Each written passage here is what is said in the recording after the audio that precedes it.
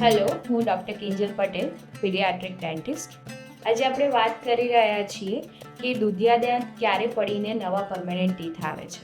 Actually બધામાં એવા ઘણા માઇથ્સ હોય છે કે દુધિયા દાંત પડીને નવા દાંત આવવાના જ છે ને, તો આપણે દુધિયા દાંતમાં ટ્રીટમેન્ટ કરાવવી નથી. પણ દરેક દાંતનો આવવાનો અને પડવાનો પર્ટિક્યુલર ટાઈમ હોય. જેમ કે તમે જોઈ રહ્યા છો, મારી પાસે છે 4 વર્ષના બાળકના દાંત છે, એનું આ પેઢાનું ક્રોસ સેક્શન છે.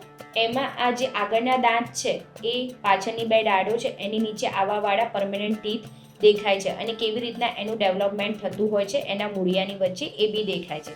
જેમ કે જે આગળના 1, 2, 3 જે 3 દાંત છે એ નોર્મલી 7 થી 9 વર્ષમાં પડીને નવા દાંત આવતા હોય છે, અને આ દુધિયા દાંતની જે દાઢો છે એ પડીને આ જે નીચે આવવાવાળી દાંત છે એ 10 થી 12, 12.5 વર્ષમાં આવતી હોય છે.